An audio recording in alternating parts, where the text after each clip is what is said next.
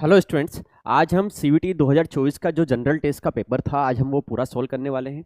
General test basically जो होता है वो 3 लेवल पे होता है। एक होता है क्वांटिटेटिव एप्टीट्यूड, जिसको हम मैथ्स बोलते हैं, एक होता है लॉजिकल रीजनिंग और एक होता है करंट अफेयर। हम सेक्शन वाइज सबसे ज़्यादा प्रॉब्लम जो कॉमर्स स्टूडेंट होते हैं जो सीयूटी में जनरल टेस्ट देते हैं तो उनको मैथ्स में सबसे ज़्यादा इशू आता है। तो मैं स्टार्टिंग मैथ्स से करूँगा। इस वीडियो में आपको स्टार्टिंग से एंड तक बने रहना है। उसका लॉजिक ये है क्योंकि आपको नहीं पता कि सिलेबस में कितने टॉपिक्स होते हैं, 2022 और 23 में कितने कितने क्वेश्चन किस किस टॉपिक से आए थे और 2024 में क्या पैटर्न में बदलाव आया। ये मैं पूरा ए टू जेड इंफॉर्मेशन आपको स्टार्टिंग से एंड में बीच बीच में देता रहूंगा। तो अगर आप वीडियो पूरा देखेंगे तो आपको मैथ्स के अलग अलग कंसेप्ट्स और ट्रिक्स भी समझ में आएगी, प्लस आपको ये भी समझ में आएगा कि पैटर्न में किस तरह से बदलाव हो रहा है और 2025 के लिए आप कैसे प्रिपरेशन कर सकते हैं।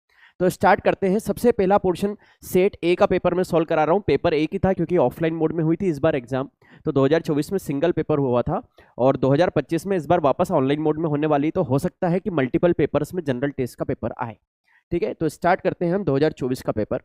सबसे पहला क्वेश्चन ट्रिग्नोमेट्री का था। आप ये देखेंगे ये सब 10th लेवल के क्वेश्चन है और बहुत आसान क्वेश्चन है। अगर आपके पास साइन थीटा है 4/5, ये है A B C right angle. हम जानते हैं पाइथागोरस ट्रिपलेट, साइन थीटा होता है परपेंडिकुलर डिवाइड बाय हाइपोटेन्यूज, तो 3 4 5 ये पाइथागोरस ट्रिपलेट होती है, तो यहाँ से आंसर आ जाएगा 3। मुझे क्या निकालना है, 3 माइनस 10 है। 10 क्या होता है, perpendicular divide by base. Perpendicular divide by base क्या हो जाएगा, 4/3 इंटू 2 प्लस कॉस है। कॉस क्या होता है, बेस अपॉन हाइपोटेन्यूज, मतलब 3/5। बस इसे सॉल्व करना था। कितना सिंपल क्वेश्चन था। 3 3 जा 9, 9 माइनस 4 5/3 इंटू 5 2 जा 10 प्लस 3, ये कैंसिल, आंसर आ गया 13/3। This is my answer. बहुत सिंपल है, ये आपके लिए लिख रहा हूं, बाकी बहुत सारी चीजें माइंड में भी हो सकती है। नेक्स्ट क्वेश्चन बॉटनी स्ट्रीम का क्वेश्चन आया था। ये आपके 10th के सिलेबस में हट चुका था लेकिन कंपटीशन में तो होता है। बहुत ही आसान क्वेश्चन था। क्या बोला, man can row a boat at 8 kilometre per hour in still water, तो मैन की स्पीड हो जाएगी x 8, speed of water current हो जाएगी y 2। It takes him 2 hours to row to a place and come back, मतलब downstream में भी जाएगा और अप स्ट्रीम में भी जाएगा। तो डाउन स्ट्रीम में क्या हो जाती है, इन दोनों की स्पीड प्लस हो जाती है, मेन की और रिवर की, तो ये हो जाएगा 10। और अप स्ट्रीम में क्या हो जाएगी बेटा, माइनस हो जाएगी, तो हो जाएगा 6। अब उन्होंने बोला जाने और आने का टाइम। अब हम जानते हैं स्पीड इक्वल टू क्या होता है, डिस्टेंस अपॉन टाइम। तो टाइम क्या हो जाएगा, डिस्टेंस अपॉन स्पीड, क्योंकि आपको टाइम दे रखा है तो टाइम निकालने के लिए डिस्टेंस अपॉन स्पीड करना पड़ेगा। अब डिस्टेंस तो फिक्स है जाने की भी और आने की भी, पर एक बार हम अप स्ट्रीम से जा रहे हैं और एक बार हम डाउन स्ट्रीम से जा रहे हैं, तो क्या आ जाएगा, डिस्टेंस अपॉन स्पीड जाने की और आने की, इन दोनों जो टाइम लगा इसका सम कितना दे रखा है आपको, 2 आवर्स दे रखा है। 2 आवर्स आपको दे रखा है। एक चीज और ध्यान रखिएगा कि यूनिट्स पे ध्यान रखिएगा। यहाँ पर आवर है, यहाँ पे किलोमीटर पर आवर है, यहाँ पे किलोमीटर पर आवर है और पूछा भी किलोमीटर में। कभी कभी क्या करते हैं, कहीं पे मिनट्स आवर और मिनट के कॉम्बिनेशन में दे देते थे, तो हमको सबको आवर में कन्वर्ट करना जरूरी होता है। ठीक है, इस चीज का ध्यान रखिएगा। अब इसको सॉल्व करने में आप एक नॉर्मल प्रोसेस करेंगे, मैं थोड़ा सा आपको आसान तरीका सिखा देता हूँ। आपको एलसीएम नहीं भी आता तो कोई इशू नहीं। हमारे साथ प्रॉब्लम क्या है, ये डिनोमीटर, तो डिनोमीटर को कैंसिल कर देते हैं। या तो एलसीएम आता है तो मुझे पता है 10 और 6 का एलसीएम 30 आएगा, और नहीं आता है तो 10 इंटू 6 कितना होता है, 60। 60 से आप बोथ साइड मल्टीप्लाई कर दो, बस खत्म। अब आप एक भी शब्द नहीं लिखोगे, माइंड में आंसर आ जाएगा। देखो 60/10, 60 से मल्टीप्लाई होगा, 60/10 कितना आएगा, 6, तो ये बना 60। ये बनेगा 10d, 60/6 10 आया, और 62 जा कितना आ गया, 120। ये कितना आ गया, 16d इक्वल टू 120, तो 4 से कैंसिल कर देंगे, 4 टाइम्स और 30 टाइम्स, 30/4, 30/4 कितना आ जाएगा बेटा, 7.5। 4 7 जा 28, 7.5 है ऑप्शन में, yes, this is my answer. Done. क्या बात समझ में आ रही है। थोड़ा सा कैलकुलेशन की स्पीड आपको बढ़ाना पड़ेगी, और वो सब जब आप सीयूटी की बैच जो मैं इंदौर में कोचिंग में पढ़ाता हूं तब मैं आपको कैलकुलेशन से लेके ये सारी शॉर्ट ट्रिक्स भी सिखाता हूं। ठीक है, स्टार्ट करते हैं नेक्स्ट क्वेश्चन। ये सबसे आसान क्वेश्चन ही ये था पूरी सीयूटी के पेपर में, और सबसे आसान। अब इसमें आपको सिर्फ बोर्ड मास आना चाहिए। हमको पता है सबसे पहले क्या करते हैं, डिवाइड करते हैं, तो 24/4 कितना हो जाएगा, 6। फिर मल्टीप्लाई करेंगे तो 6 2 जा 12, 8 माइनस 4 कितना आया, 4, 12 प्लस 4 16, आंसर आ चुका है। आपके लिए कर देता हूं, 24/4 कितना आया, फिर ये बना 24, और 8 माइनस 4 कितना आया, 1 मिनट, 24/4 था, सॉरी क्या लिखा मैंने, 24/4 था, तो ये बनेगा 6, 6 2 जा 12, 12 प्लस 4 16। डन। नेक्स्ट क्वेश्चन, ये वाला जो क्वेश्चन है, अगर आपने नहीं पढ़ी है कंपटीशन की कोई बैच, जिन बच्चों को लगता है हम खुद से पढ़ लेंगे, तो उन लोगों को काफी टाइम लगेगा, क्योंकि जब आप कंपटीशन की बैच ज्वाइन करते हैं तो हर चीज की शॉर्ट ट्रिक और हर चीज के कंसेप्ट सीखने को मिलता है। ये पूरी फ्रैक्शन टेबल है। हम जब सीखते हैं तो 1/2 से लेके 1/19 तक के सारे फ्रैक्शन वैल्यूज की आपके पास आंसर आपके माइंड में होते हैं। इनकी पॉइंट वैल्यू भी आपको आती है और इनकी परसेंटेज वैल्यू भी आती है। और जब आपको ये आता है तो ये सॉल्व करना आपके लिए बहुत आसान हो जाता है। और अगर आपको ये नहीं आता है तो कुछ करने की जरूरत नहीं है, आप सिर्फ डिवाइड कर लो। तो 1/2 हो जाएगा 0.5, ये हो जाएगा 8/11, अगर पॉइंट लगाऊंगा तो 80 बनेगा, तो ये बनेगा 72.72, मुझे तो याद है, मैं आपको अब डायरेक्ट लिख ले रहा हूँ। ये बनेगा 87.5, ये बनेगा 11 7 जा 77 पॉइंट समथिंग, और ये बनेगा 83 पॉइंट समथिंग। सबसे बड़ी वैल्यू ये है, सबसे छोटी वैल्यू ये है, सबसे बड़ी वैल्यू ये है, सबसे छोटी वैल्यू ये है। तो आपको क्या करना है, सिर्फ सबसे बड़ी वैल्यू 7/8 है ना, 7/8 है, सॉरी 7/9 नहीं है, 7/8 था। अब ये फ्रैक्शन टेबल है। अब जैसे आप लोगों को एलसीएम में दिक्कत आए, यहाँ पर 8 है तो यहाँ पर भी क्या बना लो, 8 बना लो। 8 बनाने के लिए क्या करने का पड़ेगा, 4 से डिवाइड, 4 से मल्टीप्लाई, तो नीचे 8 आ गया। तो 7 - 4 कितना हो जाएगा, 3, 3/8 मेरा आंसर आ जाएगा। क्लियर? तो सॉल्व आप भी कर लेंगे, सॉल्व दूसरा बच्चा भी करेगा, पर ये कंपटीशन है। कंपटीशन में क्या होता है कि आपके पास मुश्किल से 40-50 सेकंड मिलते हैं एक क्वेश्चन को पूरा सॉल्व करने के लिए, आफ्टर रीडिंग द क्वेश्चन और आंसर लगाने के टाइम को हटा दिया जाए तो इस ड्यूरेशन में क्वेश्चन पढ़ना भी है, स्पीड में सॉल्व करना भी है, आंसर भी निकालना है। तो इसलिए आपकी कैलकुलेशन से लेकर कंसेप्ट बहुत स्ट्रॉन्ग होने चाहिए, तभी आप कम समय में मैक्सिमम पेपर अटेम्प्ट कर पाएंगे। ठीक है, नेक्स्ट क्वेश्चन। ये क्वेश्चन अच्छा था, ये वैसे 10th का ही क्वेश्चन है, कुछ ज्यादा नहीं है इसमें concept. Sum of LCM and HCF of two number is, LCM plus HCF का सम दे रखा है आपको 854। अब आपसे बोला एलसीएम इज 60 टाइम्स एचसीएफ, तो एलसीएम क्या है, 60 टाइम एचसीएफ है, तो ये बनेगा 60H plus H equal to 854, तो ये बनेगा 61H इक्वल टू 854। इसको कैंसिल करते हैं तो ये जाएगा हमारा 14 टाइम्स। अब आप सोच रहे होंगे सर मैंने कैसे निकाल दिया, चलो आपको सिखा देता हूं मैं। ये 854 है और ये मेरा 61 है। अभी हाल थोड़ा सा जब आपको सीखना हो ना तो इनको 0 बना दो। अब 6 कितने के मल्टीपल में, 6 के मल्टीपल में 85 के पास हम जा सकते हैं, तो 14 6 जा होता है 84, तो 14 टाइम्स हम जा सकते हैं। ठीक है, तो मुझे एक रेंज पता चला ही थी, 13 से 14 टाइम्स तक मैं जा सकता हूं। और यहां पर कहीं भी पॉइंट में वैल्यू नहीं, मतलब ये कट रहा होगा।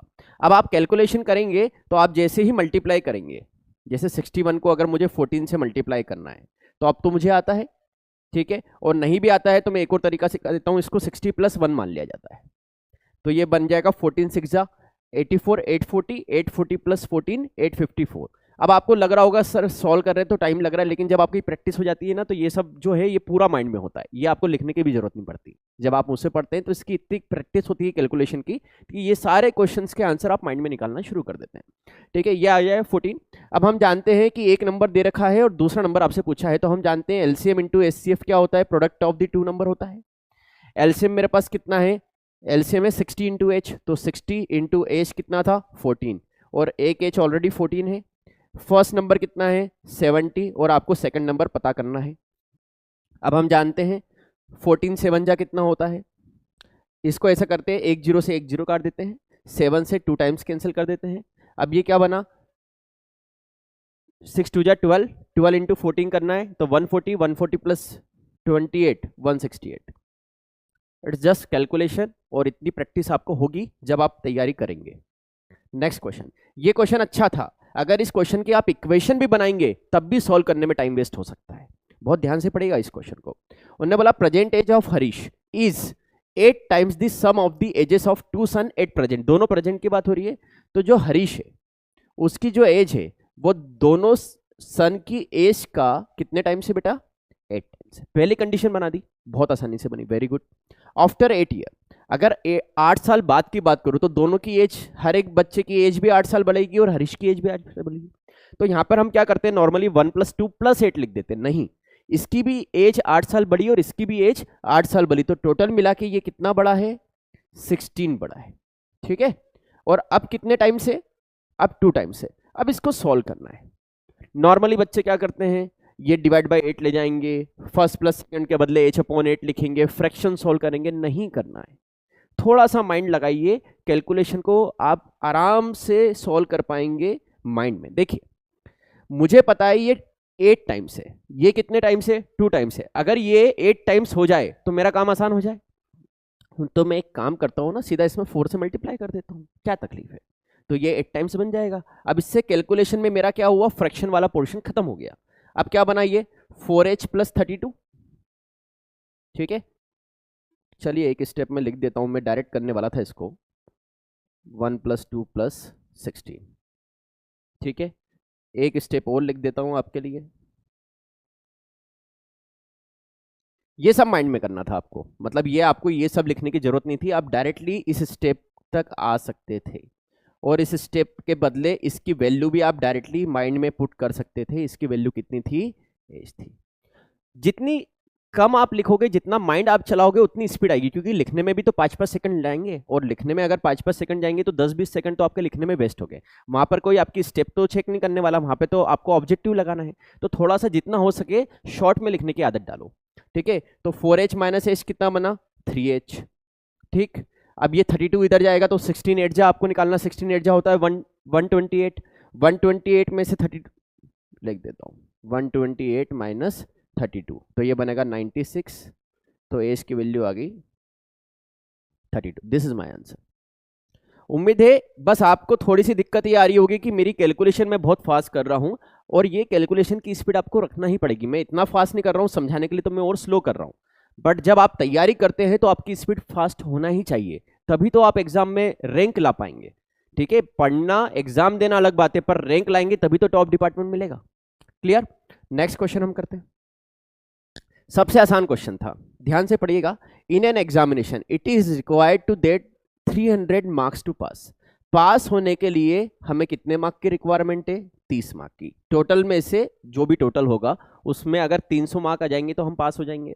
अब क्या बोलता है, एक स्टूडेंट है, उसने 225 मार्क लाया, ठीक, and it is declared failed by 10% marks. इसका मतलब क्या हुआ, पासिंग मार्क्स थे 300, बच्चा लाया कितना है, बच्चा लाया है 225, और अब ये जो डिफरेंस है, पास होने के लिए स्कोर कितने की रिक्वायरमेंट थी, 75 की रिक्वायरमेंट थी, और ये जो डिफरेंस है वो कितना दे रखा है, 10% दे रखा है। हाँ या ना, उन्होंने ये बोला ना कि 10% अगर आ जाते तो पास हो जाता, 10% से फेल हो गया, तो 10% की गैप 75 है। अब टोटल मार्क्स कितने होते हैं, 100%, एक जीरो यहां लगा दो, एक जीरो यहां लगा दो, दिस इज माय आंसर।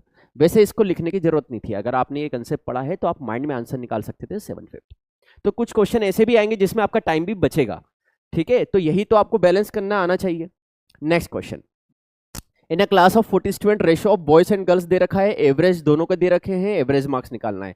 तो यह है मिक्सचर एंड एलिगेशन का कंसेप्ट। जिन्हें आता है अच्छी बात है, जिन्होंने नहीं आता है तो शायद उनको ये समझ में नहीं आएगा, वो पूरा डिटेल मेथड पे जाए। डिटेल मेथड में बहुत टाइम वेस्ट होता है, शॉर्टकट ज्यादा अच्छा है। बॉयज का एवरेज दे रखा है 42, गर्ल्स का दे रखा है 46। आपका कंबाइंड एवरेज आपको निकालना है, और आपको इनका रेशियो दे रखा है, कितना दे रखा है, 3:2। क्या सीखा था जब हमने कंसेप्ट सीखते हैं क्लास में, तो हमने सीखा था इन दोनों का डिफरेंस पता करो। इन दोनों का डिफरेंस कितना है, 4। इन दोनों के बीच में गैप कितनी, 4। इन दोनों का रेशियो की वैल्यू पता करो, रेशियो का सम कितना है, 3 + 2 5। 5 की वैल्यू 4 है, तो एक रेशियो की वैल्यू कितनी हो जाएगी, 0.8। तो दो रेशियो की वैल्यू कितनी हो जाएगी, 0.8 से मल्टीप्लाई करेंगे तो 1.6। 1.6, अब छोटे वाले नंबर में बड़ा वाला ये वाला नंबर क्या हो जाता है, प्लस हो जाता है। तो दिस इज माय आंसर। ये कंसेप्ट उनको समझ में आएगा जिन्होंने मिश्रण एलिगेशन पढ़ा है। जो नए बच्चे जो बिना प्रिपरेशन करके एग्जाम दे रहे हैं, तो उन्हें ये कंसेप्ट समझ में नहीं आया, उनको डिटेल में जाना पड़ेगा कि पहले बॉयज और गर्ल्स निकाल लो। 3:2 से आपको पता चल जाएगा कि यहाँ पर 5 8 40, ये हो गए 24, ये हो गए 16, फिर 24 को इससे मल्टीप्लाई करो 42 से, 16 को इससे मल्टीप्लाई करो, डिवाइड बाई 40 करो, इस तरह से आंसर निकालो। पर it is a time consuming process, आपको टाइम बचाना आना चाहिए एग्जाम में। नेक्स्ट क्वेश्चन हम करते हैं। क्या बोला, sum of 3 number is 136, ratio between the first and second number. अब देखिए इसकी बहुत सारी ट्रिक्स है, पर मैं आपको आसान तरीके से समझा देता हूं, नहीं तो कि आप शायद हो सकता है आपको नहीं समझ में आए। मैं इसकी हमने और भी शॉर्ट ट्रिक पढ़ी क्लासरूम में, पर मैं आज आपको वो वाली ट्रिक बता रहा हूं जो आप पहली बार में सीख जाएंगे। आपको क्या बोला है, सम ऑफ 3 नंबर ये है if ratio between the first and second number. First और सेकंड नंबर का रेशियो आपको दे रखा है 2:3। फिर आपसे बोला है सेकंड एंड थर्ड नंबर का रेशियो दे रखा है 5:3। अब आपको कंबाइंड रेशियो निकालना है। तो क्या कर रहे हैं, बहुत आसानी से मैं सिखा देता हूं, ताकि आप पहली बार भी देख रहे हैं इसको तो भी सीख जाएंगे। गैप को फिल कर दो, यहाँ से गैप आगे आगे गैप बनी हुई तो यही नंबर को आगे प्रोसीड करो, सेम ये गैप यहाँ पर बनी हुई है तो इसी नंबर को आगे प्रोसीड करो, इधर है तो इधर प्रोसीड करो, इधर है तो इधर प्रोसीड करो, गैप को फिल कर दो। गैप को फिल करने के बाद फर्स्ट वाले को मल्टीप्लाई, सेकंड वाले को मल्टीप्लाई, थर्ड वाले को मल्टीप्लाई, सीधा रेशो आ गया। बहुत आसानी से मैंने आपको सिखाया है। ये बन जाएगा 10, ये बन जाएगा 15 और ये बन जाएगा 9। रेशो वैल्यू आ गई। एक होती है रेशो वैल्यू और एक होती है एक्चुअल वैल्यू, ठीक है। ये रेशो प्रोपोर्शन में आप सीखेंगे। आपको तीनों नंबर का सम कितना दे रखा है 136। बचपन में आपने क्या पढ़ा था, इसको 10x 15x और 9x मानते, फिर x की वैल्यू निकालते, फिर x को इनमें मल्टीप्लाई करते। कंपटीशन में हम क्या करते हैं, डायरेक्टली दिमाग में लगाते हैं कि एक रेशियो की वैल्यू क्या है और जितने आंसर निकालना उससे मल्टीप्लाई करते हैं। तो 10 + 5 15, 15 + 9 कितना हुआ 34। 34 की वैल्यू कितनी है 136। तो आप फिर वही आपके दिमाग में चलना चाहिए, 3 4 जा 12, 4 4 जा 16, 1 की वैल्यू कितनी आ गई 4। आपसे पूछा क्या था फर्स्ट नंबर कितना है 10, तो 10 की वैल्यू कितनी आ जाएगी 40। This is my answer. इसमें बहुत समय हम बचा सकते थे, ये आपको समझाने के लिए डिटेल करा, ये हम डायरेक्ट भी निकाल सकते हैं, ठीक है। पर धीरे धीरे आप प्रैक्टिस करेंगे तो आप सीखेंगे। मैं इस तरह से पढ़ा रहा हूं, इस तरह से सॉल्व करा रहा हूं कि कोई पहली बार भी देख रहा है बिना प्रिपरेशन करे तब भी उसको समझ में आए। जितना हो सके मैं अपनी तरफ से ट्राई कर रहा हूं। अब यहां पर एक कंसेप्ट सीख लीजिए, प्रॉफिट लॉस डिस्काउंट का। ये अच्छा क्वेश्चन था। पहले आप समझिए, एक होती है मार्क प्राइस। आप कहीं पे भी सामान लेने जाते हैं किसी भी दुकान पे, तो एक तो मार्क प्राइस लिखी होती है जिसको एमआरपी बोलते हैं या एमपी बोलते हैं, ठीक। फिर एमआरपी पे वो देता है डिस्काउंट कि मैं 20% डिस्काउंट दे रहा हूं। तो जब वो डिस्काउंट देता है तो क्या बनती है सेलिंग प्राइस, ठीक। अब सेलिंग प्राइस क्या होती है कि दुकानदार कोई सामान खरीद के लाया 100 रुपए में, ठीक है, तो वो 100 रुपए में तो बेचेगा नहीं। 100 रुपए क्या है उसकी कास्ट प्राइस है जिसमें वो खरीद के लाया। अब वो कुछ प्रॉफिट पे, उसमें कुछ प्रॉफिट कमाएगा और तब आपको बेचेगा, तो वो क्या बनेगी सेलिंग प्राइस। तो सेलिंग प्राइस दो तरीके से निकलती है, एक तो एमआरपी पे डिस्काउंट करके और एक कॉस्ट प्राइस पे प्रॉफिट निकाल के। ये मेरी बात समझ में आ रही है आपको? इस तरह से सेलिंग प्राइस बनती है। बस अब तो क्वेश्चन खत्म हो गया। क्या बोला उन्होंने, आपको सेलिंग प्राइस दे रखी है 504 रुपए और आपको ये दोनों कंडीशन दे रखी, तो सेलिंग प्राइस से एमआरपी निकाल लेंगे, सेलिंग प्राइस से कॉस्ट प्राइस निकाल लेंगे और फिर इन दोनों का आप डिफरेंस निकालेंगे। यही पूछा उन्होंने, how much more than the cost price. अगर ये रुपए में नहीं होता, परसेंटेज में होता, तो हम वैल्यू निकाले बिना सॉल्व करते। परसेंटेज में हमको वैल्यू निकालने की जरूरत नहीं होती, लेकिन अगर रुपए में बोला है तो आपको कैलकुलेशन करना पड़ेगी। उसमें भी अगर आपने परसेंटेज की शॉर्ट ट्रिक पढ़ी तो कैलकुलेशन आपका टाइम काफी बचाएगी। देखिए ध्यान से, 20% का डिस्काउंट है। 20% का डिस्काउंट है मतलब कितना हो जाएगा 20% का डिस्काउंट मतलब इसमें 20%, अगर ये 100% था तो 20% का डिस्काउंट कितना होता 80%। तो एमआरपी का 80%, 20% तो माइनस कर दिया है ना, 100 - 20, तब जाके सेलिंग प्राइस बनी। सेलिंग प्राइस कितनी बनी 504। तो एमआरपी 80% कितना होता है 4/5 = 504। 4 से कैंसिल कर लिया जाए तो 126 और 126 का 5 गुना कर लिया जाए तो 630। अब आपको समझ में आ रहा होगा सर हमने क्या करा, तो मल्टीप्लाई बाय 5 की एक ट्रिक होती है, डिवाइड बाय 2 करो, मल्टीप्लाई बाय 10 करो, डिवाइड बाय 2 करोगे तो 63, एक जीरो लगा दो, ठीक है। तो बहुत सारी ट्रिक्स जब आप क्लासरूम प्रोग्राम को ज्वाइन करेंगे तो आपको ये सब सीखने को मिलेगी। तो एमआरपी आ गया 630। अब हम बात करते हैं इसकी, तो सीपी पे कितना प्रॉफिट कमाया उसने 5%। 5% मतलब 105% का प्रॉफिट कमाया। परसेंट को हटाएंगे तो नीचे आ जाएगा 100 जाएगा और इक्वल टू कितना है सेलिंग प्राइस। 5 से कैंसिल कर दो 21 टाइम्स 20 टाइम्स, फिर 21 से मैं इसको डायरेक्टली कैंसिल करने वाला हूं। देखो कैसे, 21 का डबल करेंगे तो कितना आएगा 42। अब कितना डिफरेंस बचा 8, 84, तो 4 टाइम्स जाएगा। 24 का 20 से मल्टीप्लाई करेंगे तो ये बन जाएगा 480। इन दोनों का डिफरेंस पता करना, ये आ गया मेरे पास 150। This is my answer. क्या मेरी बात समझ में आ रही है? बहुत स्पीड में आप मैथ्स कर पाएंगे। ये जो मैथ्स का डर बना रखा है कि कॉमर्स वाले बच्चे हैं, हमको मैथ्स नहीं आ रहा है, क्वांटिटेटिव एप्टीट्यूड में बहुत टाइम लग रहा है, कुछ नहीं है, सिर्फ प्रैक्टिस करने की जरूरत है, कंसेप्ट सीखने की जरूरत है, मैथ्स बहुत आसान लगेगा आपको। ये क्वेश्चन बहुत आसान है। आपको ये चीज पता होना चाहिए, सिंपल इंटरेस्ट क्या होता है, हर साल फिक्स होता है। अगर कोई पहले साल में अगर आपको ब्याज सिंपल इंटरेस्ट लगाए 100 रुपए, तो 2 साल में भी 100 का डबल होगा, 3 साल में 100 का ट्रिपल होगा, हर साल 100 रुपए ही लगता है। सिंपल इंटरेस्ट का सबसे अच्छा फंडा ये है। अब मैं इसको सिखाता हूं। वैसे मैं इसको डायरेक्ट कर सकता था माइंड में, पर आपके लिए लिख के बताऊंगा। A certain some becomes 2, 3, 5, 6 in 3 year.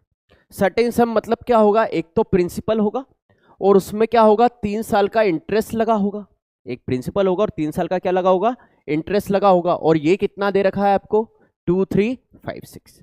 फिर वही सम 5 साल में कितना हो जाता है 2660। तो P plus 5i equal to कितना हो जाएगा 2660। जैसे ही आप माइनस करेंगे ये हो जाएगा कैंसल, तो यहाँ पे बचेगा -2i और ये बनेगा माइनस, इन दोनों का डिफरेंस निकाल लो 043, ये कैंसिल, तो i की वैल्यू आ गई 152। अब क्या पूछा है आपसे, वैल्यू ऑफ सम मतलब P निकालना है। अब मैं P निकालना है तो मेरे लिए काम बहुत आसान है, मैं किसकी इस्तेमाल करूंगा, इस वाले का इस्तेमाल करूंगा, क्योंकि मल्टीप्लाई बाय 5 की ट्रिक मैंने अभी आपको सिखाई है, डिवाइड बाय 2 करो, मल्टीप्लाई बाय 10 करो। तो P प्लस 15 5 जा 750 760 266, तो ये आ गया 1900। इसमें बहुत सारी कैलकुलेशन हम माइंड में कर सकते हैं डिपेंडिंग ऑन योर स्पीड। अगर नहीं आता है तो भी मैंने लिख के इसलिए बताया ताकि अगर आपको नहीं आता है माइंड कैलकुलेशन करना तो लिख के तो आपको समझ में आ जाएगा। मैंने आई की वैल्यू यहाँ पे पुट करी, 5 से मल्टीप्लाई करा तो ये आया और इसको माइनस किया। क्लियर है? पर आप देखिए मैथ कितनी स्पीड में हो सकता है जितना आपको डर लगता है, बस आपको प्रॉपर टेक्निक और कैलकुलेशन की स्पीड लाने की जरूरत है। स्क्वायर की बात करते हैं। स्क्वायर की क्या प्रॉपर्टी होती है बच्चा, स्क्वायर में क्या होते हैं, डायगोनल्स हमेशा इक्वल होते हैं।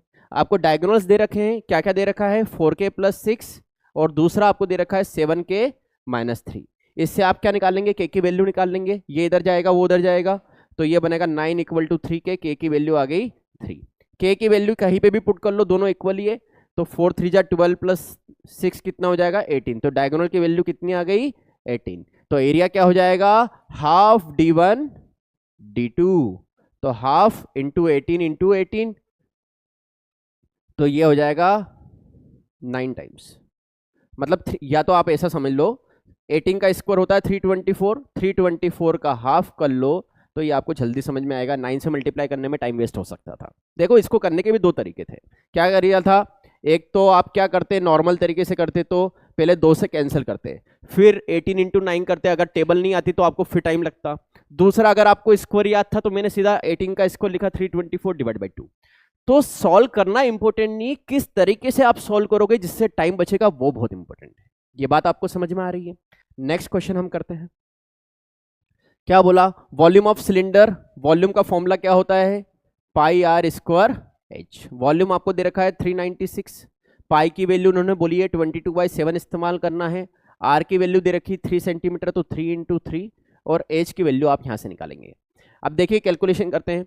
मैं इसको सीधा 22 से भी कैंसिल कर सकता हूं, पर कोई बात नहीं करूंगा।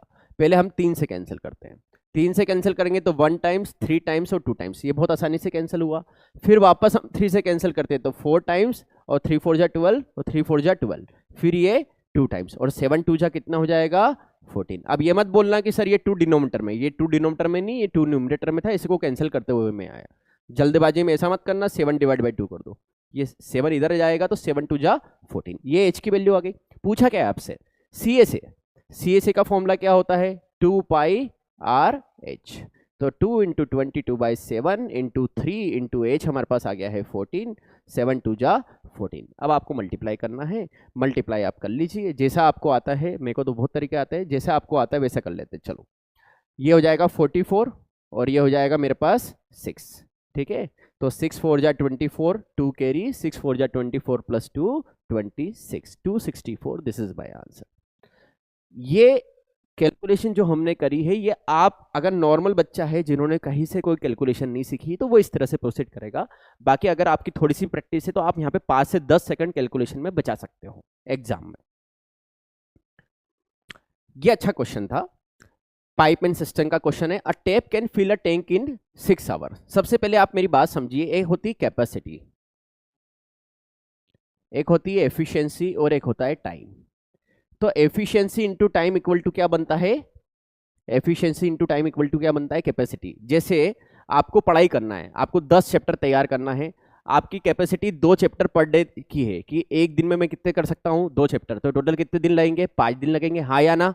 तो कैपेसिटी मतलब टोटल वर्क बोल सकते हैं आप इसको, कैपेसिटी या टोटल वर्क। ये कितना था आपका 10 चैप्टर करने का। आपकी एफिशिएंसी पर डे की कितनी थी, एफिशिएंसी पर यूनिट बोलते हैं यहाँ पर, तो वो कितनी थी 2 की थी। तो टाइम आपने कैसे निकाला, इसको डिवाइड करा, हाँ या ना। ये बात समझ में आई, इस कंसेप्ट का हम यहाँ पर इस्तेमाल करेंगे। अब ध्यान से सुनिए, a tap can fill a tank in 6 hour. एक कोई भी टेप है तो उसकी जो एफिशिएंसी, उसका जो टाइम है, टाइम कितना लग रहा है उसको 6 आवर लग रहा है। तो यहाँ पर हम एज्यूम करते हैं, हम हमेशा क्या करते हैं, एज्यूम करते हैं। अब ये टेक्निक्स आप क्लासरूम में सीखेंगे। एसी एज्यूम करते हैं जिससे हमारी कैलकुलेशन आसान हो जाए। कैपेसिटी को हम एज्यूम करते हैं यहाँ पर। तो कैपेसिटी हम मान लेते हैं कि 6 यूनिट का काम आपको करना है, ठीक है। तो 6 घंटे में 6 यूनिट का काम कर रहा है, तो 1 घंटे में कितना कर रहा होगा, 1 यूनिट का कर रहा होगा। ये क्या है, उसकी एफिशिएंसी। ये बात समझ में आई आपको, ठीक है। 1 घंटे में वो 1 यूनिट टंकी फिल कर रहा है, टोटल 6 यूनिट की टंकी आपको फिल करनी है। अब आपसे क्या बोला गया है, after half the tank filled. Half the tank fill मतलब आधा टैंक फिल हो गया, तो 6 - 3, 3 यूनिट बचा है, 3 यूनिट फिल हो गया। 3 यूनिट फुल करने में उसको कितना टाइम लगा होगा सर, एक घंटे में 1 यूनिट कर रहा है, तो 3 यूनिट करने के लिए उसको कितने लगेंगे, 3 आवर। तो यहां पर उसको 3 आवर तो लग चुके हैं।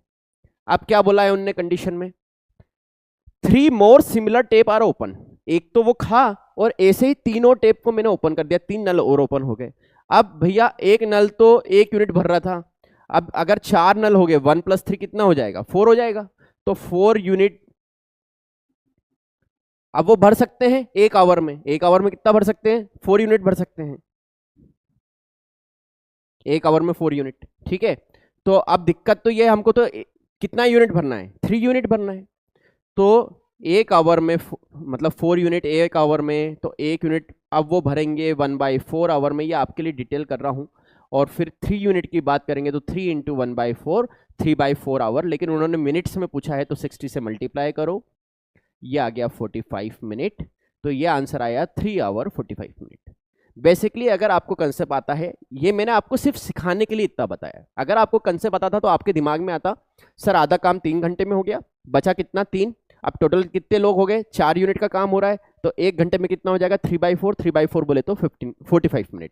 तो 3 आवर 45 मिनट, खत्म। आप इतना टाइम लगाएंगे मुझसे पढ़ने के बाद, जब आप कंसेप्ट सीख लेंगे। और ये मैंने आपको समझाया है जिन्होंने अभी तक कोई ट्रिक नहीं पढ़ी है, ताकि उनको थोड़ा बहुत यहाँ पे चीजें क्लियर हो। वीडियो अच्छा लगे तो लाइक जरूर करिए, और वो सारे बच्चों से शेयर करिए जो मुझसे पढ़ने इंदौर में नहीं आ पाए हैं या मुझसे कनेक्टेड नहीं है, तो वो इस वीडियो के माध्यम से आपको समझ में आएगा। प्लस मेरी एक जो चैनल है CUT विथ लीडर्स, वहां पे 2023 के 7 पेपर के मैंने चैप्टर वाइज PYQ, पूरा मैथ्स, पूरा रीजनिंग चैप्टर वाइज मैंने डोमेन वाइज, शिफ्ट वाइज लगा रखे हैं, उसमें पूरा सॉल्व करा रखा है। तो मैक्सिमम कंसेप्ट वहां पर भी कवर है, आप वहां से भी जाके प्रिपरेशन कर सकते हैं, ताकि आपकी थोड़ी सी प्रिपरेशन में आपको हेल्प मिलेगी, ठीक है। ट्रेन वाले कंसेप्ट पे आते हैं। 80 kilometre per hour, 350 metre long train, 36 train, ठीक है। तो हम जानते हैं स्पीड इक्वल टू होता है डिस्टेंस अपॉन टाइम। तो डिस्टेंस क्या हो जाएगा, स्पीड इनटू टाइम। डिस्टेंस कितनी करना है, 350 मीटर की तो टनल को क्रॉस करना है, और ट्रेन की भी तो एक लंबाई है, ट्रेन की भी एक लंबाई है, ये है टोटल डिस्टेंस। स्पीड कितनी है उसकी, 80 किलोमीटर/आवर, पर क्योंकि ये किलोमीटर/आवर में, ये मीटर है, ये सेकंड है, तो इसको मीटर/सेकंड में कन्वर्ट करना पड़ेगा। तो मीटर/सेकंड में कन्वर्ट करने के लिए 5/18 से मल्टीप्लाई करते हैं, ये हमने शॉर्ट ट्रिक में सीखा है, ठीक है। और टाइम कितना दे रखा है, 36 सेकंड दे रखा है। बस आपको इसके बाद कैलकुलेट करना है, और कुछ नहीं करना है। ये गया 2 टाइम्स, 5 × 2 = 10, ये बना 800, 800 - 350 करना, आंसर आ गया 450। This is my answer. Is it clear to you, क्या बात समझ में आ रही है मेरी? बहुत स्पीड में आप क्वेश्चन कर पाएंगे, और कुछ भी ऐसा नहीं है जो आपको टफ लगेगा। इसमें बहुत सारी चीजें आपने 6 to 10th में पढ़ रखी है, जो आपको रिकॉल हो रही होगी।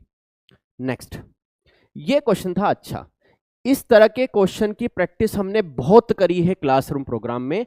प्लस 2023 में इस तरह के क्वेश्चन काफी आए थे, मैंने वहां पर भी PYQ सीरीज में स्टेट्स का आप जरूर देखिएगा। एक क्वेश्चन 5 नंबर का आपका कंफर्म हो जाएगा अगर आपने PYQ का भी वीडियो देख लिया, क्योंकि उसके अलावा स्टेट्स में कुछ क्वेश्चन नहीं बनेंगे, मैंने सारे क्वेश्चन PYQ में वहां पे करवा रखे हैं, ठीक है।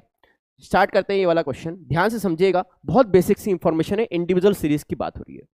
क्या बोला, मीन है, इन सबका जो मीन है वो कितना है, 8 है।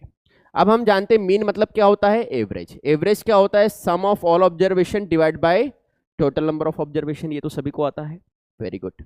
एवरेज या मीन आपको कितना दे रखा है, 8। सम मतलब इन सब का हमको क्या करना है, सम करना है। तो थोड़ा स्पीड में कर लेते हैं सम को, ठीक है। इन सब का सम करना है ना हमको, ठीक है। तो ये हो जाएगा 10, फिर 6 × 4 = 10, 10 × 20, 20 × 12 = 32, 38 प्लस 3K डिवाइड बाई 38 ही हुआ ना, 10 + 10 = 20। अच्छा 8 भी तो रह गया, sorry, 46 plus 3k divide by total observation कितनी थी 1 2 3 4 5 6 7 8 8 8 जा 64 64 माइनस 46 तो ये बन जाएगा हमारे पास 18 k की वैल्यू हो जाएगी मेरे पास 6। डन। मैं वापस बता देता हूँ, ये मैंने कैलकुलेशन सही करी, आप टेंशन मत लीजिए। 3 + 4 7 7 + 9 16 16 + 10 26 26 + 8 34 34 + 6 40 और 40 + 6 46। ठीक है, थोड़ा सा चीज़ें मैं मन में ज़्यादा करता हूँ, कोई बात नहीं, आपके लिए मैंने इसलिए वापस रिकॉल कर दिया, आपको डाउट नहीं होना चाहिए।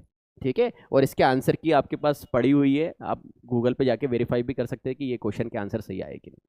ठीक है, अब मोड की बात करते हैं। मोड एक ट्रिकी था यहाँ पे। मोड क्या होता है, जो सबसे ज्यादा बार रिपीट होता है उसको बोलते हैं मोड। मोड क्या बोला उन्होंने, 4, मतलब यहाँ पे सबसे ज्यादा बार 4 रिपीट होना चाहिए। पर अब दिक्कत क्या हुई, दिक्कत ये हुई कि 2 जो था वो 2 बार रिपीट हुआ, 4 भी कहा 2 बार रिपीट हुआ, तो एक बार तो 4 और चाहिएगा। अब एक बार 4 या तो यहां पर आएगा या फिर यहां आएगा। अब 4 क्या होता है, इवन नंबर, तो ये है इवन नंबर, और जहां पे +1 हो जाता है 2 से p से मल्टीप्लाई करने के बाद वो बन जाता है ऑड नंबर। इसका मतलब इसकी वैल्यू 4 है, तो p की वैल्यू कितनी आ गई 2। अब p की वैल्यू पता है और k की वैल्यू भी पता है, तो सॉल्व कर लीजिए। कहां पर दे रखा है, k - 2p, लिखने की जरूरत नहीं है वैसे, आंसर आ गया मेरे पास 2। This is my answer. Next question देखिए, ये वाला क्वेश्चन तो हर 10th के बच्चे से बनना ही चाहिए था। अगर आप एक बार क्वेश्चन पढ़े ध्यान से तो ये तो हर बच्चे को आएगा, क्योंकि 10th में सबसे इंपॉर्टेंट टॉपिक यही था ट्रायंगल में। इसको क्या बोलते थे, बीपीटी थ्योरम। देखो वही दे रखा है, एक ट्रायंगल एबीसी है, डी और ई, ए बी और एसी पे पॉइंट है, डी पैरेलल टू बीसी है। आगे बीपीटी थ्योरम याद, इन दोनों का रेशो इन दोनों के रेशो के बराबर है। सेम क्वेश्चन एनसीईआरटी में भी था।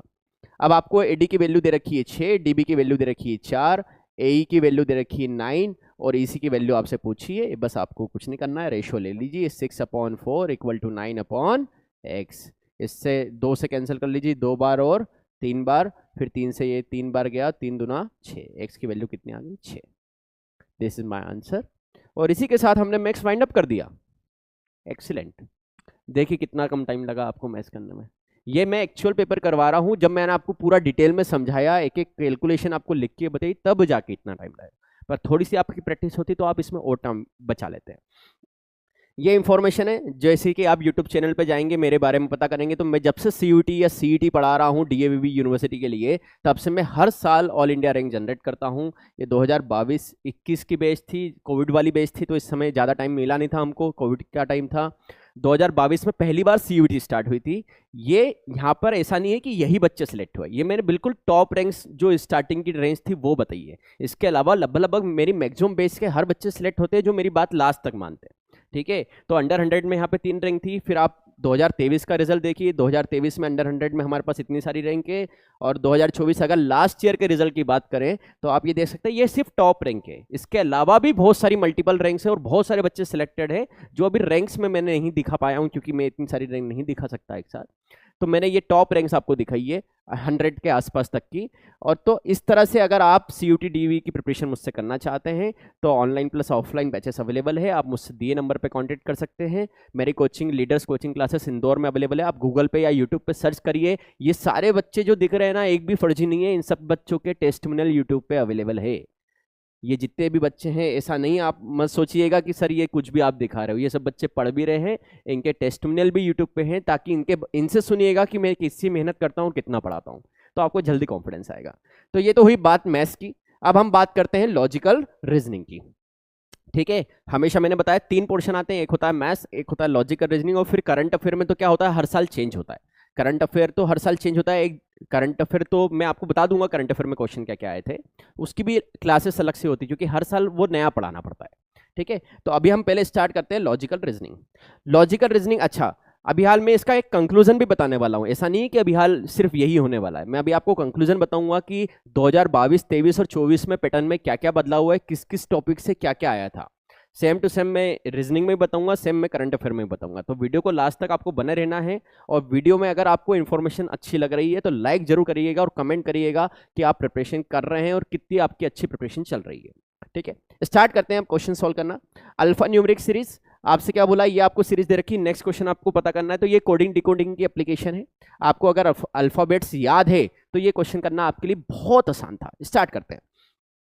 ए की वैल्यू 1 होती है, 1 का स्क्वायर 1, बी की वैल्यू 2 होती है, 2 का स्क्वायर 4, ई की वैल्यू 5 होती है, 5 का स्क्वायर 25, जे की वैल्यू 10 होती है, 10 का स्क्वायर 100। इसका मतलब मुझे ये समझ में आ गया, यहाँ पे जो नंबर है उसका स्क्वायर आपको दे रखा है। अब देखते हैं नेक्स्ट नंबर क्या आएगा, तो पहले पता लगाते हैं यहाँ पर क्या था, +1, फिर यहाँ पर क्या हुआ, बी की वैल्यू होती है 2, ई की वैल्यू होती है 3, तो ये हुआ +3, फिर जे की वैल्यू होती है 10, तो ये क्या हुआ, 5 से 10 तक जाने में +5 आगे चले। अब क्योंकि अब मुझे समझ में आया कि 1 3 5 मतलब ऑड नंबर है, तो अब नेक्स्ट नंबर क्या आएगा, 17, और 17 का स्कोर होता है 289, और 17 क्या होता है, क्यू होता है, तो क्यू 289, दो एक ही जगह पे था, खत्म।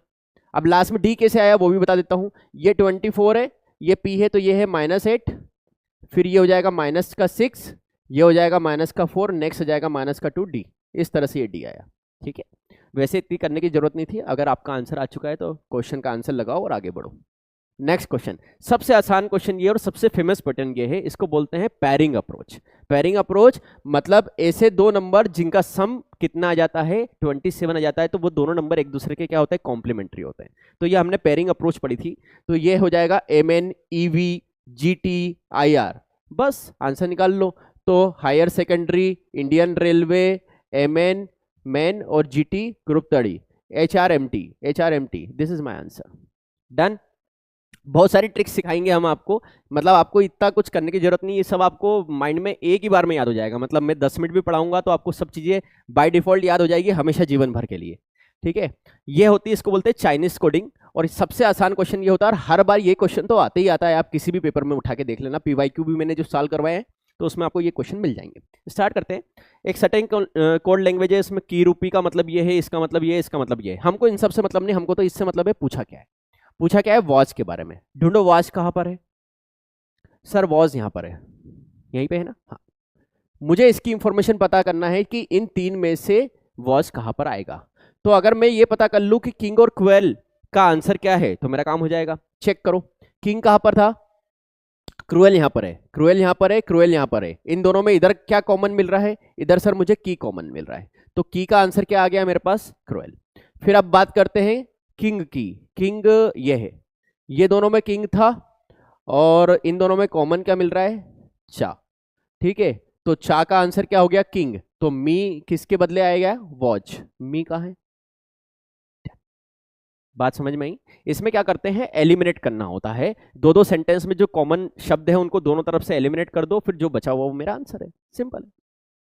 Next, yes, it's a tricky question, और अगर ये आपके लॉजिक्स क्लियर है तो ये आप ऐसे उड़ा सकते थे ऑप्शन से। देखिए ध्यान से, पहले कर लिए, ब्लड रिलेशन का क्वेश्चन है, परसेंटेज क्यू, परसेंटेज का मतलब क्या है, सिस्टर, प्लस का मतलब क्या है, सन, मल्टीप्लाई हस्बैंड, और माइनस ब्रदर। आगे बोला है A is the son in law of G, इसका मतलब ये तो पता है कि ए सन इन लॉ है। सन इन लॉ कौन होता है, जो बेटी का क्या होता है, पिता होता है, बेटी का पति होता है सन इन लॉ, दामाद।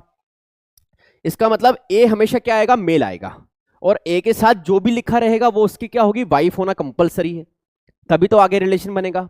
तो अब आप देखिए वाइफ कब होगी, मल्टीप्लाई वाले केस में होगी, अरे ए के साथ जो लिखा है अगर उसके साथ मल्टीप्लाई है तभी तो नेक्स्ट नंबर वाइफ बनेगा और उसके बाद आगे रिलेशन बनेगा, हाँ या ना। तो पहले देखो, ए के साथ प्लस और ए के साथ माइनस, ये दोनों तो उड़ गए, खत्म। अब इन दोनों में से किसी को भी एक को चेक कर लो, एक को चेक कर लेंगे, जो आंसर आएगा ठीक है, नहीं तो कोई दूसरा आंसर निश्चित है।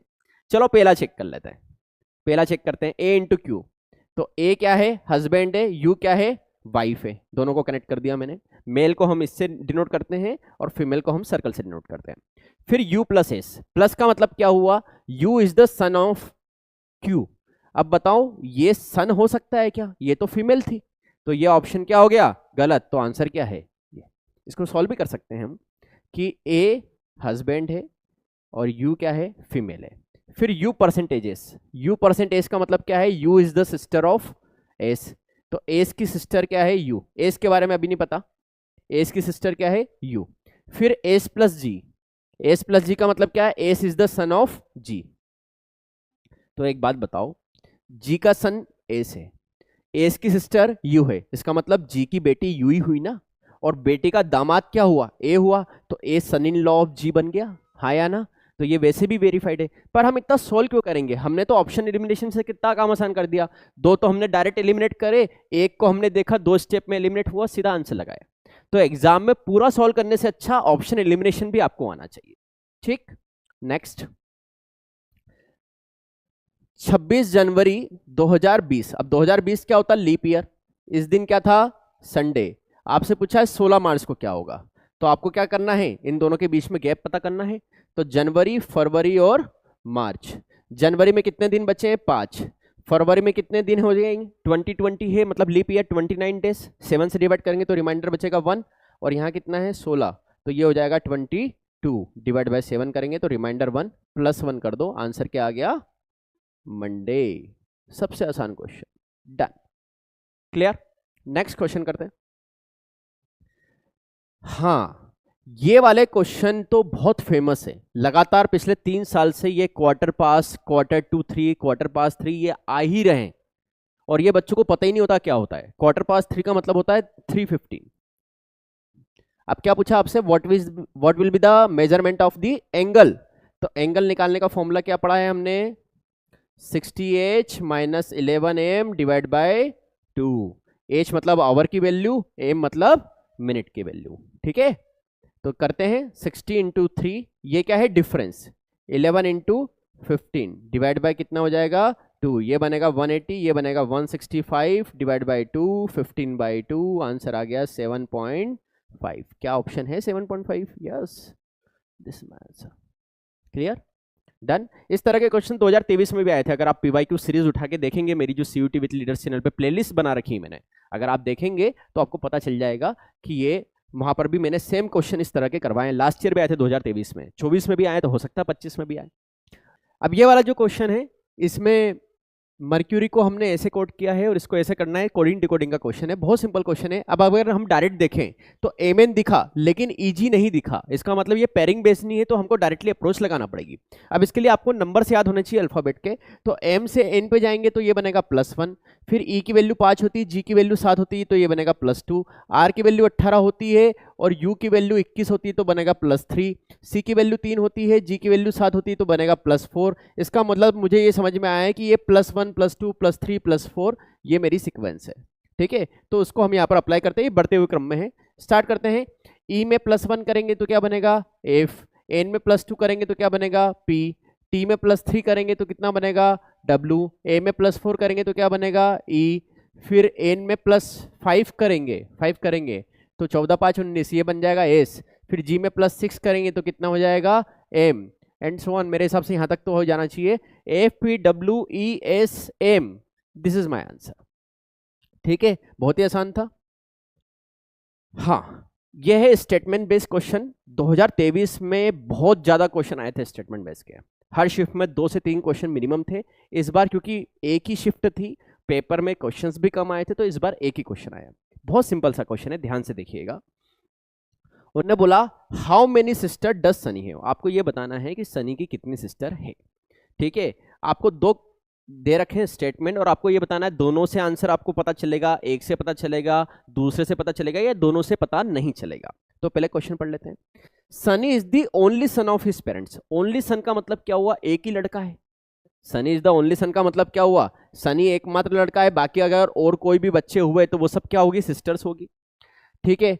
फिर Sunny parent have 3 children. 3 children का मतलब क्या हुआ कि एक अगर हमारे पास लड़का है तो बाकी की 2 क्या है, लड़कियां है, ठीक है। तो सनी की सिस्टर कितनी हुई, 2 सिस्टर हुई। तो अगर मुझे बताना है कि सनी की सिस्टर कितनी है तो मुझे दोनों स्टेटमेंट की जरूरत पड़ेगी, तो बोथ रिक्वायर्ड। तो आपके पास आंसर क्या आएगा, statement 1 and 2 together are sufficient to answer the question, clear. Next question, a boy leave his eyes, direction distance north south east west, clear. शुरू करते हैं, देखें नॉर्थ साउथ ईस्ट वेस्ट। अब आपसे क्या बोला, अ बॉय लीव हिज हाउस, ही travel 6 kilometre towards south. South में 6 kilometre चला, यहां पर हाउस था मेरा, ठीक है, यहां पे रुका। फिर बोला travel 8 kilometre toward west, west मतलब यहां पर 8 किलोमीटर चला, यहां रुका। Further travels 9 kilometre toward south, 9 kilometre towards south, यहां पूछा अब क्या बोला, how far in each direction, ठीक है, ये मेरा फाइनल पॉइंट है, ये मेरा इनिशियल पॉइंट था। तो मुझे यहां से लेके यहां तक की क्या निकालना है बच्चा, डिस्टेंस निकालना है, ये डिस्टेंस मुझे पता करना है। क्लियर। अब आप क्या करो, यहां से इसको ऐसे करो, यहां से इसको ऐसे प्रोसीड करो, परपेंडिकुलर मिला के 90 डिग्री पे यहां मिला लो। ठीक है, अब ये क्या है 8, तो ये भी क्या हो जाएगा 8, ये 9 है तो ये कितना हो जाएगा 9, 9 + 6 कितना होता है 15। अब हमको पता है पाइथागोरस ट्रिपलेट 8 15 के साथ क्या होता है 17 होता है। और कौन सी डायरेक्शन पता करना है, तो यहाँ पर वापस बना दो, तो नॉर्थ साउथ ईस्ट वेस्ट, तो ये जो डायरेक्शन है वो कहाँ निकल रही है, यहाँ पे निकल रही है, मतलब south west, 17 kilometre south west. Done. Clear. Next question करते हैं। ये क्वेश्चन थोड़ा सा लॉजिकल था, लॉजिकल रीजनिंग तो है ही, पर उसमें भी लॉजिक था कि इसमें अगर नॉर्मल तरीके से आप देखोगे तो कुछ भी समझ में नहीं आ रहा है क्या हो रहा है। ये क्या होता है, फिगर पता करने का होता है। तो आप, ये मिसलेनियस पैटर्न था, इसमें क्या करना है, 3 डायग्राम में से 8 डायग्राम माइनस करेंगे तो आंसर कितना आया 2, 2 में से 1 माइनस करेंगे तो आंसर कितना आया 1, 2 में से 2 माइनस करेंगे तो आंसर क्या आएगा 0। बहुत अच्छा क्वेश्चन था, लॉजिक लगाने का था। देखो वापस आया, 6:45 का मतलब 7 से 15 मिनट पहले, मतलब इसका मतलब क्या हुआ 6:45। अब ये क्या है, मिरर इमेज है, और आपको एक्चुअल इमेज करना है, तो एक्चुअल इमेज निकालने के लिए क्या फॉर्मूला सिखा है, 1160 में से 6:45 क्या करेंगे हम माइनस, तो ये आंसर आया 5:15। क्लियर। नेक्स्ट क्वेश्चन, फोल्डिंग वाला। अब देखिए क्या होता है, ये पेपर फोल्डिंग में ये 4 फोल्ड है, फिर इसको ऐसा खोलेंगे और फिर इसको ऐसा खोलेंगे। जब ऐसा खोलेंगे तो ये एक यहाँ पर बनेगा, फिर ये एक यहाँ पर बनेगा और एक यहाँ बनेगा। फिर जब इसको ऐसा खोलेंगे तो यहाँ पर बनेगा, ये पूरा सर्कल बनेगा, ये सर्कल यहाँ आएगा और ये सर्कल यहाँ आएगा। मतलब इस तरह से हमारे पास पैटर्न बनेगा और इधर वाले का इधर बनेगा। तो ये वाला पैटर्न कहाँ पर है, यही पैटर्न है मेरे हिसाब से। तो ये तो हो ही नहीं सकता, ये इसलिए नहीं हो सकता क्योंकि यहाँ पे सर्कल नहीं है, ये इसलिए नहीं हो सकता क्योंकि यहाँ पर सर्कल आएगा। तो आंसर क्या आया मेरे पास सेकंड। डन। नेक्स्ट क्वेश्चन, ये था बहुत ही बढ़िया क्वेश्चन, जिसको बोलते हैं अच्छे लेवल का क्वेश्चन। ये बच्चों से नहीं बना होगा, बहुत सारे बच्चों से नहीं बना होगा, आप मान के चलिएगा। ठीक है, ध्यान से समझिएगा। यह है इंसर्टिंग द मिसिंग नंबर का क्वेश्चन। पहले हम नंबर्स की बात करते हैं। 5 से 8 जाने में क्या लगा, +3 +5, मैं लिख देता हूं +5 +7 +11 +13। क्या समझ में आ रहा है, ये सारे क्या है प्राइम नंबर। तो 13 के बाद क्या आएगा 17, तो कितना आ गया ये 61। ये तो सब लोगों ने निकाल लिया होगा, दिक्कत ये होगी इन दोनों में से पता कैसे लगाया जाए। ये था लॉजिक। तो अल्टरनेट सीरीज जब हम पढ़ते हैं तब हमने ये चीज सीखी थी कि AC +2 था, CF, अगर मैं CF पे जाता हूं तो 3 है, ये 7 है, तो ये कितना हो जाएगा +4 है। फिर ये क्या है E 5 है, ये है, तो ये भी क्या है +4 है। अब ये तो कोई लॉजिक ही नहीं बना, यहाँ पे 2 है, यहाँ 4 है, यहाँ पे 4 है, कुछ भी लॉजिक नहीं बन रहा है। तो अल्टरनेट दे देखो, जब डायरेक्ट नहीं बन रहा है लॉजिक तो क्या लिखो अल्टरनेट। अल्टरनेट मतलब A से लेके C गैप कितने का था, मतलब +2 करा, A से लेके C जाने में 1 और 3। फिर यहाँ पर भी क्या करा +2 करा, यहाँ पर भी क्या करा +2 करा। सेम सीक्वेंस यहाँ देखो, इनमें क्या बन रहा है, C की वैल्यू होती 3, F की वैल्यू होती 6, तो ये है +3। फिर F से लेके अगर आई जाएगा तो 6 और 3 9, +3, तो यहाँ पर भी क्या आएगा +3, तो आई क्या आ जाएगा आंसर 12, 9 3 12, आंसर क्या आ गया। बहुत ही अच्छा क्वेश्चन था, इसमें पक्का बच्चों से नहीं बना होगा ये क्वेश्चन। ये क्वेश्चन सबसे आसान था नंबर सीरीज में, इस बार बहुत सिंपल क्वेश्चन दिया गया। नॉर्मली इतना सिंपल नंबर सीरीज में आता नहीं है, ये काफी सिंपल था। इसको बोलते हैं लेडर पैटर्न। लेडर पैटर्न क्या होता है, जब आपको कुछ समझ में नहीं आया ना, डिफरेंस निकालना शुरू करो। इन दोनों का डिफरेंस कितना है 3, यहाँ पे 4.5, यहाँ पर 6.5, यहाँ पर 9, ये आपको नहीं पता।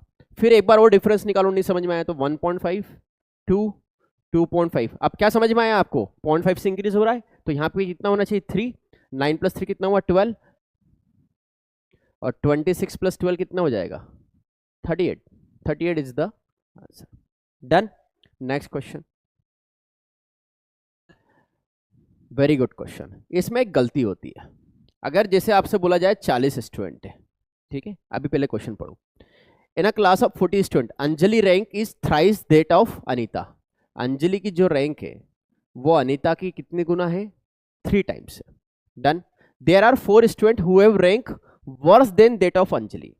अंजलि से 4 स्टूडेंट ऐसे हैं जिनकी रैंक अंजलि से खराब है। तो ये तो पीछे से होगी कि आगे से होगी, पीछे से होगी, मतलब 40वां 39वां ऐसा। तो नॉर्मली हम क्या करते हैं, हमारे दिमाग में आते हैं 40 छोड़ दो 35 आंसर है, ऐसा नहीं होगा ना, क्योंकि देखो 40, 39, 38, 37, तो 36 पे अंजलि होगी। जल्दबाजी में हम 35 ले लेते हैं और फिर सोचते क्या गलती हो गई, इससे 4 नीचे वालों को छोड़ दिया, तो अंजलि की रैंक कितनी 36, तो यहां रखेंगे 36 इक्वल टू 3 इंटू अनिता, तो अनिता की रैंक कितनी आ जाएगी 12। This is my answer. Done, बहुत बढ़िया। देखिए सिटिंग अरेंजमेंट का क्वेश्चन है, सिंपल क्वेश्चन है। 6 लोग हैं, सारे सेंटर की तरफ देख रहे हैं, तो बिठा दो सेंटर की तरफ 6 लोग, बिठा दिया हमने, ये सेंटर की तरफ 6 लोग बैठे हैं। अब क्या बोला है, U and H are immediate neighbour of M. U और एच क्या है, एम के साथ में है, एम के इमीडिएट नेबर है, एक इस साइड है एक इस साइड है। जब तक आपको कंफर्मेशन नहीं आए किसी चीज की, तब तक उनको इंफॉर्मेशन को साइड में लिखो, जब एग्जैक्ट पता हो कौन किसके राइट लेफ्ट में, तभी इसको यहाँ पे फिल करना शुरू करना। फिर क्या बोला, E is the only person between के एंड एस, के और एस में ई आएगा। अब ये दोनों एक्सचेंज हो सकते हैं, हमको नहीं पता ये कहाँ आएंगे, ठीक। आगे H is to the immediate right of S, मतलब पहले बिठाओ एस को, एस के इमीडिएट राइट में, इमीडिएट राइट मतलब इधर, एस के इमीडिएट राइट में कौन बैठेगा, एच। अब एच अगर यहां बैठा है तो एस के बाद में क्या बैठना चाहिए, एम, और एम के बाद क्या बैठना चाहिए, यू। फिर अब आपको पता है एस के बाद में क्या आएगा, ई, और यहां पर क्या आएगा, के। हो गए पजल सॉल्व। पूछा क्या है, who is the immediate right of you, you के इमीडिएट राइट में क्या होगा, तो यू के इमीडिएट राइट में क्या आ रहा है, के। दिस इज माय आंसर, ठीक है। नेक्स्ट क्वेश्चन देखिए ध्यान से, इन सबको मिला के आपको देखना है कौन सा फिगर है। अब यहां पे देखो लाइन कितनी है, 3, यहां पे कितनी हो गई, 4 लाइन, यहां पे कितनी, 3 लाइन, लेकिन ये दोनों डॉट क्या हो गए, यहां पे आने चाहिए थे डॉट, मिसिंग हो गए, यहां पे 2 ही लाइन रह गई, तो आंसर क्या आया, डन। बहुत सिंपल है, नॉन वर्बल रीजनिंग है। नेक्स्ट क्वेश्चन सिलोजिज्म का क्वेश्चन है, no keyboard is a mouse, तो कोई भी कीबोर्ड माउस नहीं है, मतलब कीबोर्ड अलग है माउस अलग है। फिर आपसे बोला all mouse are computer, yes सारे माउस क्या है, कंप्यूटर है। ऑल कंप्यूटर आर लैपटॉप, सारे कंप्यूटर क्या है, लैपटॉप है, डन। आपसे क्या पूछा, ऑल माउस आर लैपटॉप, सारे माउस लैपटॉप होंगे क्या, यस सारे माउस तो लैपटॉप के अंदर ही आते हैं, यस और नो, तो पहला तो सही है। फिर बोला all computers can never be keyboards, all computers can never be keyboards, सही बात है, कुछ हो सकते हैं लेकिन सारे हो सकते हैं क्या, क्योंकि इसमें से कुछ तो आपके माउस तो है ही सरी, मतलब कुछ तो माउस रहेंगे, तो सारे कंप्यूटर माउस मतलब कीबोर्ड नहीं हो सकते। कुछ कंप्यूटर, आपको कंप्यूटर और कीबोर्ड के बारे में कुछ बताया नहीं गया, तो हो सकता है इनमें कुछ कॉमन हो सकता है, पर सारे, ये तो कंफर्म है कि सारे कंप्यूटर माउस नहीं हो सकते, ये तो 100% श्योर हो जाएगा कि सारे कंप्यूटर कीबोर्ड नहीं हो सकते, यही बोला ना, सारे कंप्यूटर कीबोर्ड नहीं हो सकते, तो सही बोला है, तो आंसर क्या आ गया, both are follows, done. Next question complete, reasoning complete हो गई है, ठीक है। अब इसके बाद अगर आप जीए जीएस जीके के क्वेश्चन देखना चाहते हैं तो मैं फटाफट आपको स्लाइड चला देता हूं, आंसर लगे हुए हैं, आप वीडियो पॉज करके एक बार देख लेना। ये सब करंट अफेयर और जीए जीएस जीके है, तो ये तो आप हर बार नया पढ़ेंगे, तो एक बार आप देख लीजिए क्वेश्चन क्या आए थे, उनका आंसर ये है, स्क्रीनशॉट ले लीजिएगा आप, ठीक है। ये नेक्स्ट क्वेश्चन, अब आप ध्यान से देखिएगा, इस साल जीए जीएस जीके में सबसे ज्यादा क्वेश्चन आए थे, इस साल का पैटर्न बिल्कुल अलग था। 25 क्वेश्चन आए थे आपके जीए जीएस जीके में, 17 क्वेश्चन आए थे आपके मैथ्स में, और 18 क्वेश्चन आए थे आपके लॉजिकल रीजनिंग में। इस बार उन्होंने लॉजिकल रीजनिंग मैथ्स के रिस्पेक्ट में बढ़ाया। 2023 में उन्होंने ऐसा नहीं किया था, 2023 में लॉजिकल रीजनिंग कम था, जीए जीएस जीके ज्यादा था। आप देखते जाइए, ये मैं आपके लिए स्लाइड चला रहा हूं और बोलते भी जा रहा हूं, इसलिए मैं, आप स्क्रीनशॉट ले लीजिएगा इन सबका, ठीक है। बहुत सारे टेबल फॉर्म में आए थे ताकि इंफॉर्मेशन से आप थोड़ा सा आप पता कर पाए। ये सब करंट अफेयर के मैक्सिमम क्वेश्चंस थे, कुछ करंट अफेयर के थे, कुछ जीएस जनरल साइंस के थे, और कुछ जनरल नॉलेज के थे, ठीक है। तो ये आपको एक थोड़ा सा आपको आइडिया लग जाएगा किस किस तरह के क्वेश्चन लास्ट ईयर आए थे, डन। इसके बाद ये चीज कंप्लीट हो गई। चलिए एक काम करते हैं, एक मैं वीडियो सेपरेट बना दूंगा, ये वीडियो काफ़ी लेंदी हो गया है, तो एक मैं वीडियो सेपरेट बना दूंगा जिसमें मैं आपको कंपैरिजन बता दूंगा कि जनरल टेस्ट में मैथ्स में 2022, 23 और 24 में कौन कौन से चैप्टर के कितने कितने क्वेश्चन का रेंज था और किस तरह से पैटर्न चेंज हुआ, उसका एक मैं वीडियो अलग बना दूंगा। इसलिए आप इस चैनल पे कनेक्ट हो जाइए, आगे की जितनी भी इंफॉर्मेशन से related including preparation, strategy, technique solution PYQ, आप मुझसे इस चैनल पे कनेक्ट हो सकते हैं। और अगर आप बैच ज्वाइन करना चाहते हैं तो मुझसे संपर्क कर सकते हैं। लीडर्स कोचिंग क्लासेस आप गूगल पे, यूट्यूब पे, कहीं पे भी टाइप करके मेरी इन्फॉर्मेशन पता कर सकते हैं। Thank you so much for watching. अच्छा लगे तो लाइक जरूर करना और शेयर जरूर करना उन बच्चों से जो प्रिपरेशन नहीं कर पाए या वो यहाँ आके नहीं पढ़ पा रहे। Thank you.